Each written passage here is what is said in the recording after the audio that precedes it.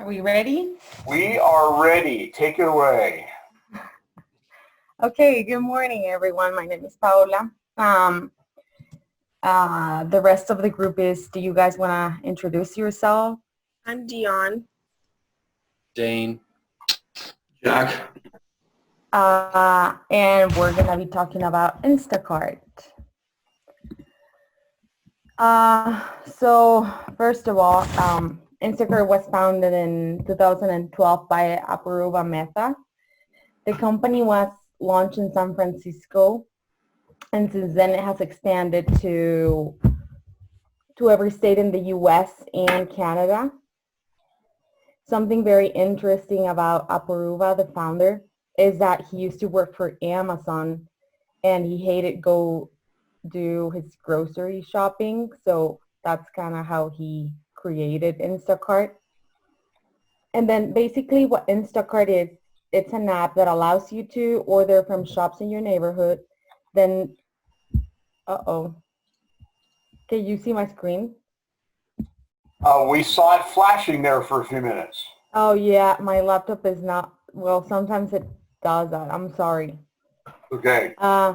Okay, so it basically allows you to order from shops in your neighborhood, then sends a personal shopper to fulfill and deliver the order the same day. And I was just gonna show to everyone, this is how it looks like. So here I have access to Costco, Natural Groceries, Petco, and Smith's in Utah. And then why we should use Instacart? Because it's super convenient, meets the needs of people with a super busy lifestyle. The drivers / shoppers are super friendly, and it saves you time and prevents impulsive shopping. Now let's talk about how Instacart makes money, right? We have 4 different streams that allow us to make money. The first one is delivery fees. These start at $3.99, and this depends on the time that you want your groceries delivered. If it's 1 hour, it's gonna be expensive. If it's 2 hours, it's cheaper. And then it also depends if it's a super busy day. And then we also have Instacart Express, and that's $99 a year or $99 a month. There's $0 on delivery fee in orders over $35. Tips are not included, but are highly encouraged. And then we also make money through our partner fees. That means that we generate revenue from fees provided by our grocery partners. Let's say we partner with Smith's and we make 80% of orders are placed with Smith's. So that means that we're gonna make 3% per order, and that's $2.25 per order. And then markups, we typically price the products at the same price as a store, but sometimes there's like a small markup, and that usually is 20%. And lastly, we have placement fees. And then an example for this, let's say Procter & Gamble wants to promote a new Crest mouthwash in our website. So P&G, Procter & Gamble, give coupons and samples to Instacart shoppers. So then we can charge money to Procter & Gamble for promoting their product.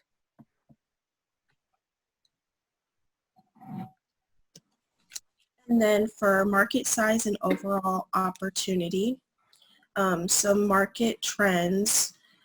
Online sales overall have grown 15% in 2019 and continue to grow and are now up 40%.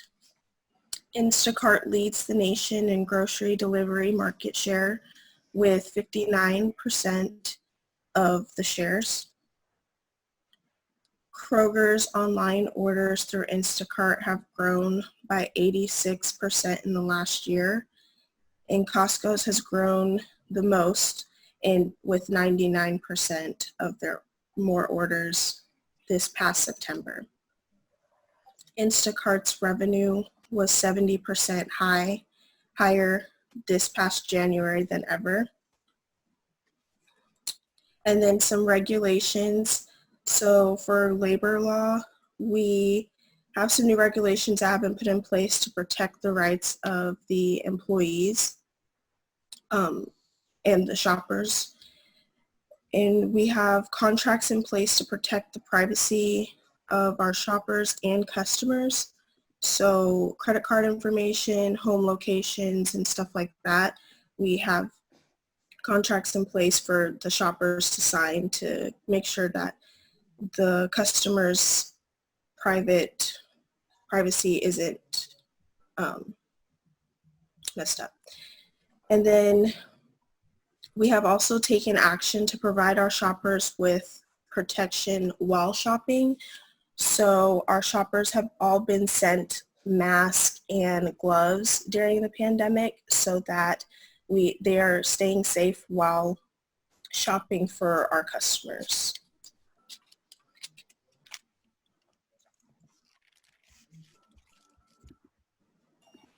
Dion, may I ask a question, please? Mm-hmm. Did I hear you say that the company has 59%, or did I not hear that correctly? Yeah, when I was looking it up, it said that they had 59% of share. Can you go back just a moment to the prior slide? 59% would be a clear majority, but Walmart appears to have a much higher revenue. Yeah, that's what I was thinking too, but I think this is just like an older graph, and so what I was thinking is now Instacart is higher in 2020, but I couldn't find a graph that showed that, and so I just Okay, put very this good. Thank you. Just Want to make sure I'd understood that. Mm-hmm. Can I just ask a follow-up to that, Dion? Yeah.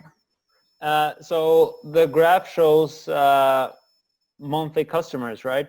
Mm-hmm. And maybe the 59% number you were quoting, is that from another source, and maybe that's revenue? Yeah, that's what I was thinking. I think it's from revenue, and then this is just the amount of customers that they've been gaining. Exactly, because my guess would be that Instacart has a lower amount of shoppers and maybe a larger amount of the revenue, but I'm just guessing. Well, that makes sense, and I also see that this chart is U.S. only. Yeah, Thanks. Sorry for interrupting. it's okay. So our business model, our key partners are local stores, and then our financial partners would be Kroger, Costco, H-E-B, Publix, and many more. Key activities, creating an effective technological infrastructure, dealing with local market partners, managing the shopper's workforce, and then 24/7 customer service. And our customer relationship, customer service, and social media. Value propositions, tie-ups with local stores and supermarkets, prefer to appointing part-time workers, same-day delivery process, huge inventory, no shiny delivery trucks, and no warehouses. So ways that you can participate in Instacart or buy groceries would be through our website or a mobile app on your Android or iOS. And then customer segments. So users tend to be people who are busy with busy work schedules and just want groceries delivered to their doorstep. People who don't like shopping, people who don't have cars, elderly people, and people who are ill. Shoppers tend to be people with smartphones in a car, extra time on their hands, people who love shopping, and people who want to work as a freelance shopper. And then stores are the ones who want to increase their sales, but also reach a wider group of people that they normally couldn't reach.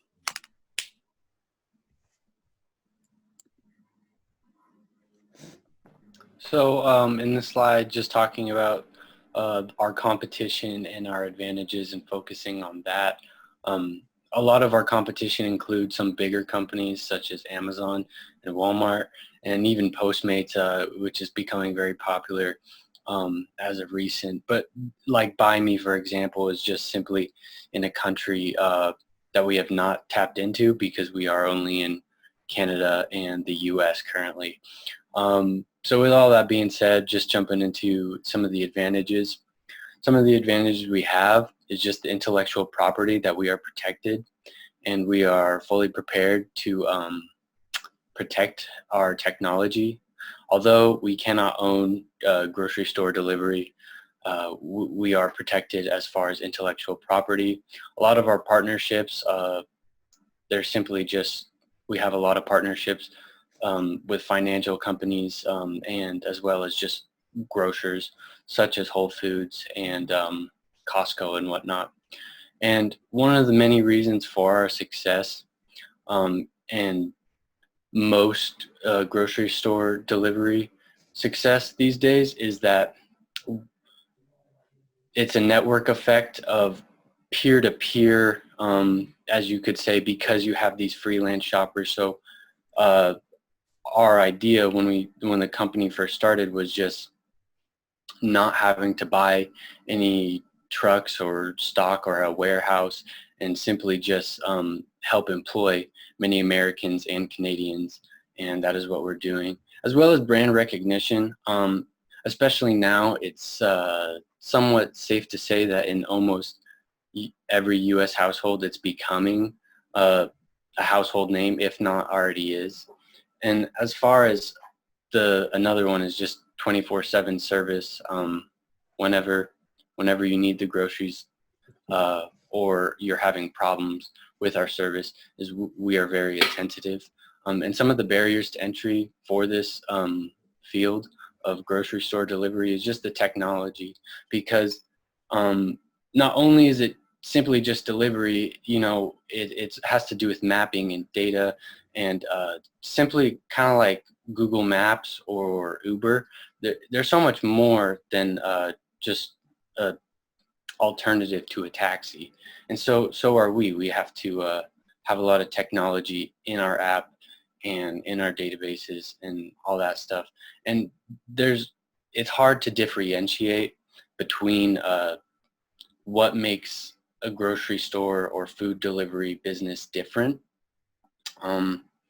And partnerships, if you were to start a company, getting those partnerships with Whole Foods, with Kroger, may not be as easy, especially in the beginning, as well as the startup costs, and that can tie back into some of the partnerships or technology and just overall the competition, because there's a good amount of competition out there. But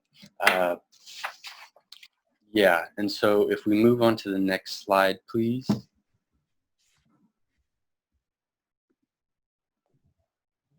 So as far as marketing, sales, and partners, a lot of our marketing includes offline branding. All of our delivery drivers do wear shirts, and we try to make it have that human touch of offline branding, as well as we just launched a new self-serve advertising platform, so people can promote their products, and that is another way of our income stream of revenue as well.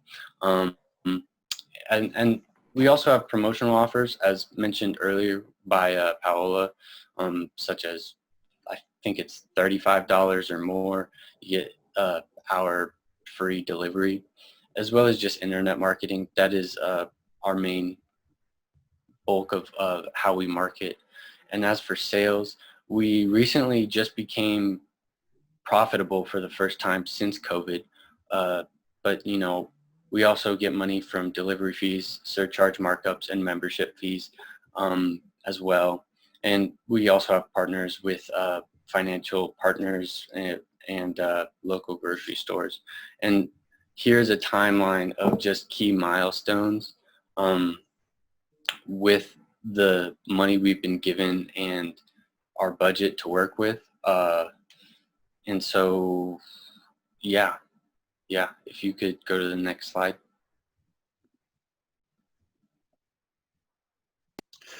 All right. Apoorva Mehta founded Instacart along with Max Mullen and Brandon Leonardo.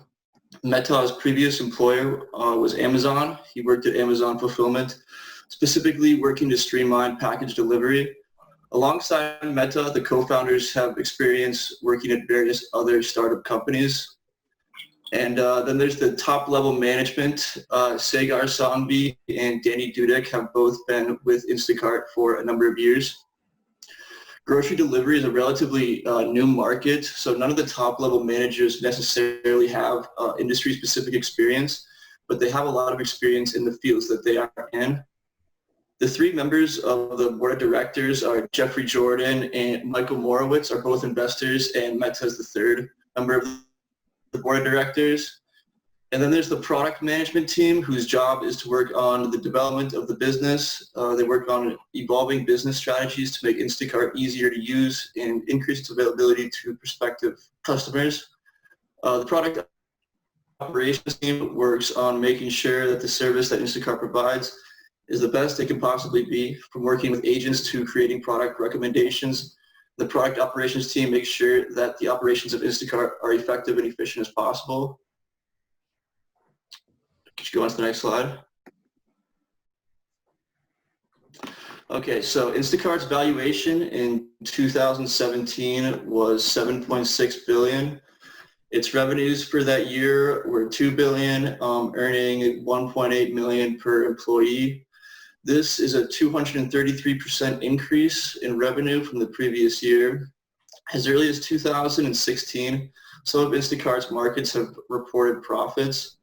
I wasn't able to find specific information regarding revenues in the subsequent years since 2017, but I was able to find out that in 2019, Instacart announced that the number of shoppers using their service had increased to 130,000 from just 50,000 in the previous year. Despite the fact that more people were getting involved with Instacart in 2019, the company returned losses of $300 million that year. COVID-19 has increased the value for services like Instacart. This has led to a surge in grocery delivery usage. In the first 2 weeks of April, Instacart sold $700 million worth of groceries. This is a 450% increase from the month of December. It is expected that Instacart earned $10 million in profits during the month of April.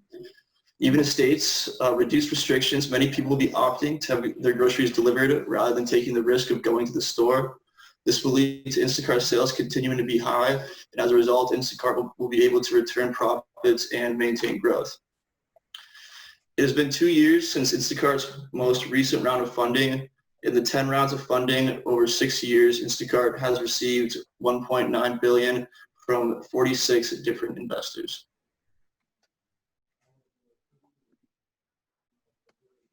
So for the exit strategy, we, as a team, we believe that there are two options for Instacart.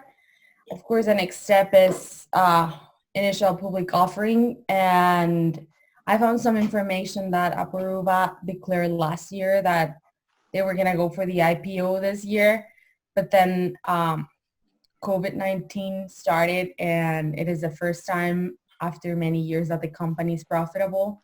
So he's gonna hold on for a little bit.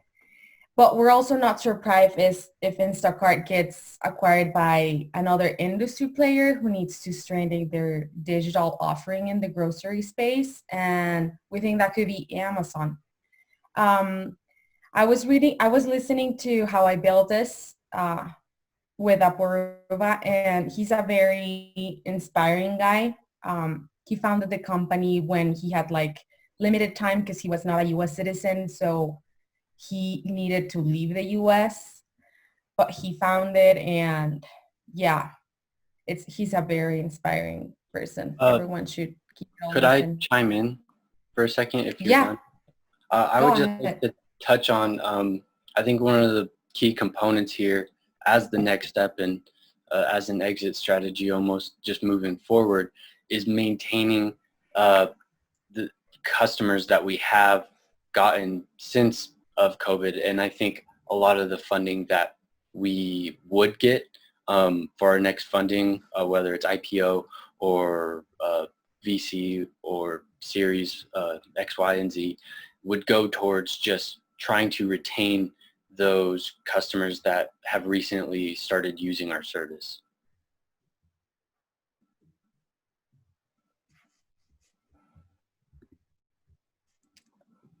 Thank you. Do you have any questions for us? Yeah, I have a question. So we were talking about Instacart has extremely high revenue in 2019. You said I think they had 1.9 billion in revenue, and for the year 2020, they're just becoming profitable because of COVID-19 and people wanting their groceries delivered to them instead of going and interacting with people at the grocery store. What is so expensive about running this business? Because I'm assuming that Instacart owns their own software. Why is it so expensive? Why can't they turn a profit with a revenue of 1.9 billion? That is a good question. Well, it could be a lot of things. As far as it could go into, because I'm sure they definitely, the owner, the CEO, from my understanding, developed the app himself. I could be wrong on that, but Yeah, you're right. Same. he worked at like Amazon or like Google. I don't know the full backstory on him. But as for it could go into just servers, just paying for so many servers for all the mapping and data, or they outsource it to a different company that quite frankly is just expensive. And when you look at something like this, they can only surcharge the products that these customers are buying so much, you know. And then they also have employees, because it's not just this one with this one guy and a couple investors. It's a whole company.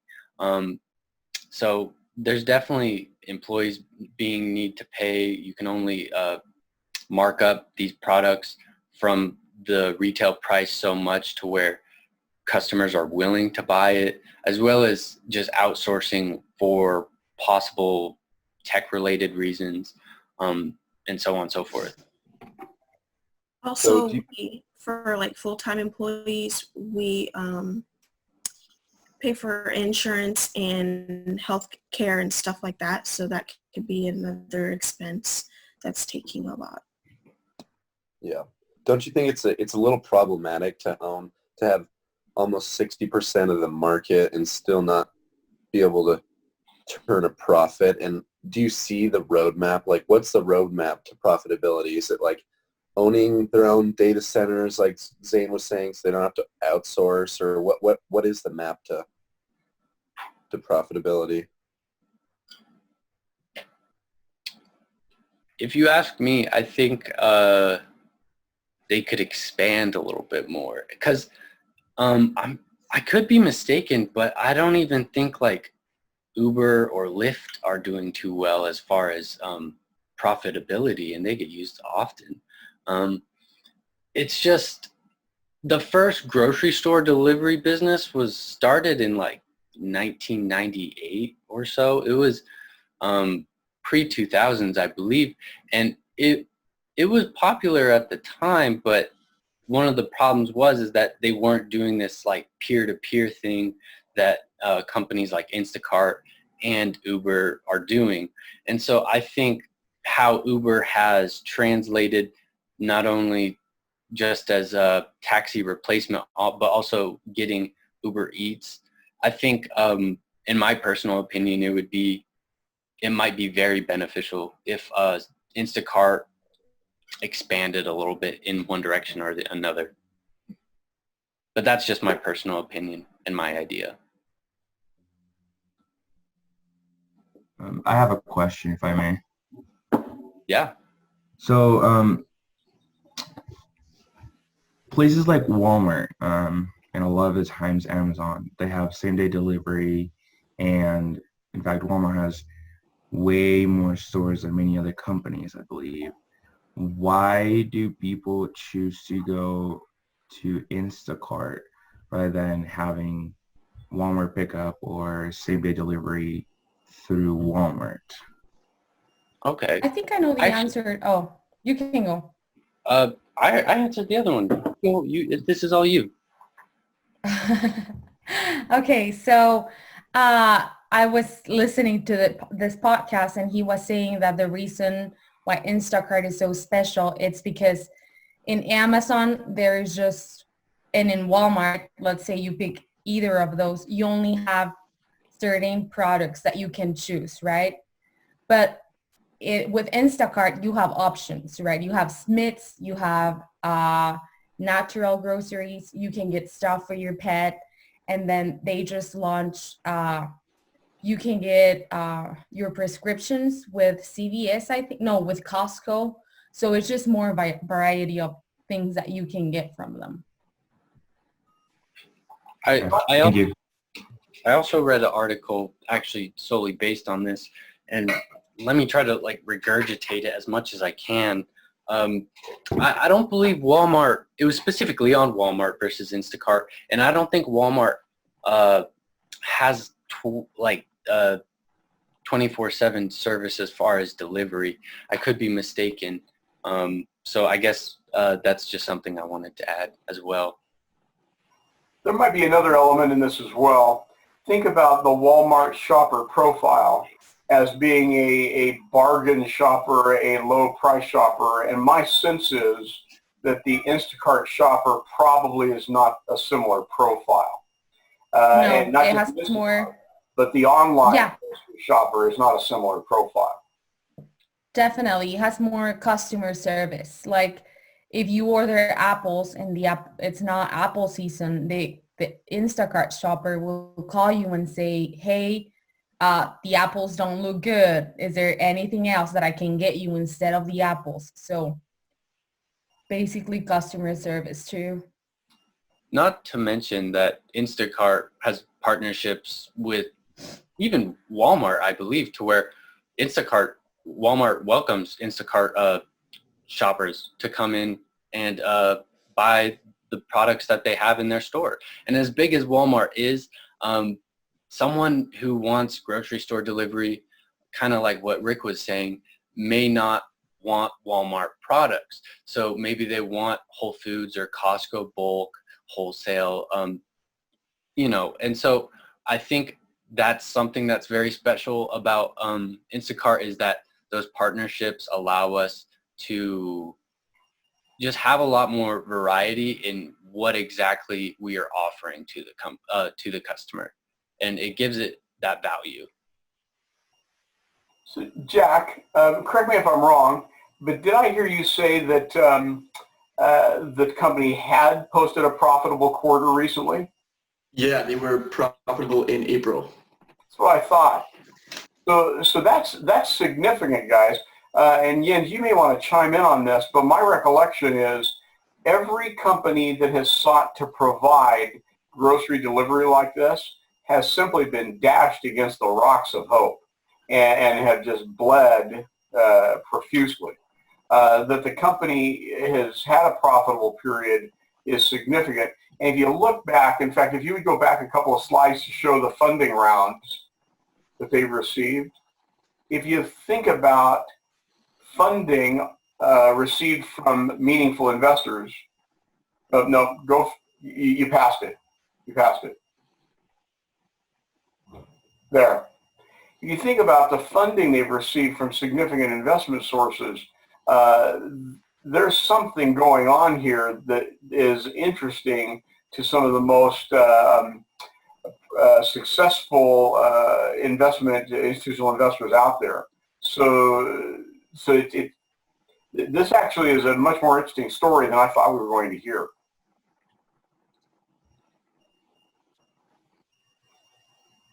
What other questions might you guys have? I have one question. Do you know if they plan on expanding to foreign countries, like in big cities in Europe or whatever? I do know that that is something that Instacart is simply just not disclosed.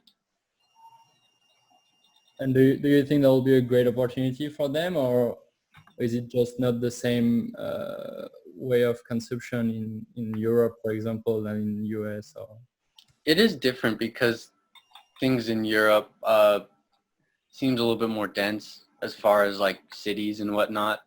And so it's kind of like New York in a sense where you could walk. But again, I've never been to Europe, in all honesty, and not all parts of Europe are like that. I think it could be a great opportunity for them personally. But I mean, that all comes down to what competition is out there. And if it's going to help them maintain profitability.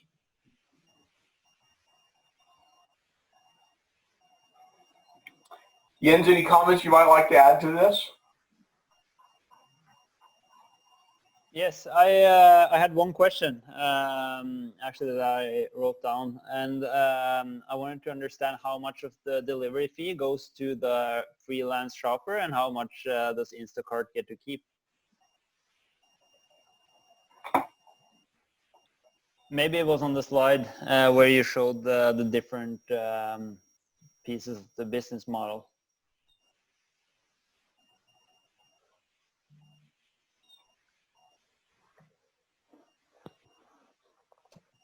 I'm not for sure with the answer, but I think Instacart, I think I read something about them getting 3%, but that I don't know if that's accurate. I don't really know the answer to that question. Anybody else know the answer? I do not.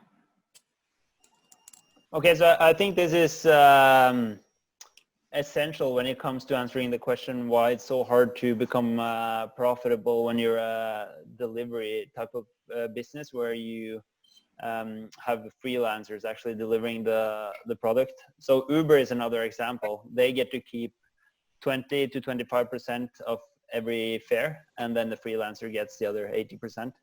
So your gross merchandise value, or what they book as gross revenue, is actually you only earn a 20% margin on that, and then your fixed costs come into the picture.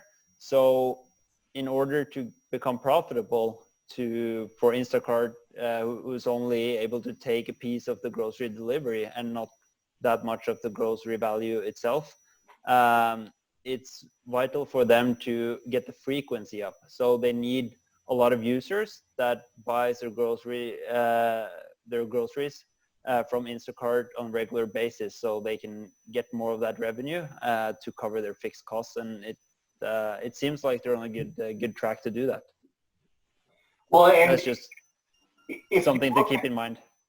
If you look at their revenue of 1.9 billion, I think is what you said, and 130,000 customers or users, if I did the math right, that's, and somebody else run this please, because this number is almost unbelievable, but that's over $14,000 per customer. Wow. Yeah. I would like to also mention that number was from US only, I believe, and they are in Canada, and from my understanding, pretty relevant in Canada as well. Got it. So the gross revenue was for the whole firm, and the number of users were domestic. Okay, that would help. But even still, Correct. Their major markets are Canada and the U.S., right? They don't have a big penetration in other markets. Is that right? Yeah. Yeah. So even if they have another 130,000 customers in Canada, that still means that they're $7,000 per customer. So that I mean, that's huge. Yes. My guess is that all of you combined don't spend that much on groceries in a year. So there's something else going on here. Yes, I agree with you, Rick. That's a really attractive number, considering also that you and you guys mentioned this when you talked about channels, that you only need to acquire that customer one time, because once you have them in on the platform and they start buying groceries and enjoy the service, there's a lot of features in there and technology that does not make it possible for that user to switch to another service. Like for Uber, you could switch to a Lyft without any hassle. For Instacart, there's a lot more lock-in effect, like you guys explained, and with that 7,000 in order value, it becomes really interesting to a proposition to spend that marketing dollars to get the customer through the door. Well, I wonder how much of this is a function of the freelance shopper. So if I'm a freelance shopper and I might have 100 customers I'm servicing, but maybe to Instacart, I'm one customer as the freelance shopper. So that's an element that I've not seen in any of the other companies that have tried to break this market. And it would add to the thought that this is a higher end consumer that's using a personal shopper, probably willing to pay some premiums that may add to that spread that makes it feasible for the freelance shopper or whomever to afford to do this and keep this whole revenue chain moving. I've not seen anybody else do that. I agree, Rick. Well, nicely done, guys. Is there any other? Can I ask one final question? Sorry, it was very interesting, so I have one more question, and that's kind of a question that requires some looking into the crystal ball. Do you think delivery will get an upswing after COVID-19? Have you guys read anything or seen anything when you worked with this business where they suggest that's gonna stick for them? You know, I haven't read anything specifically, but this is coming from, I guess, just my personal experience and my personal opinion. I guess as a little bit of background, I was a Chinese food delivery driver in high school for like 2 years. And this was before DoorDash came to be as relevant as it is in Salt Lake now. And what they ended up doing is pretty much devaluing my job. But I also remember I tried DoorDash for the first time. And I think just once people get introduced to something like this, that like, you know, it is expensive, but at a time like this, there are a lot of perks to it. It's hard to say because not only are we just not doing well economically as far as employment and everything, who knows if these just everyone will be able to afford that markup and those delivery fees, if it'll be worth it for them to just drive down and do it themselves. But I do believe there's a factor of just being introduced to it once and then wanting to come back because either you're lazy, you're busy, or simply it just works for you. And so, yeah, I think most definitely, to a degree at the very least.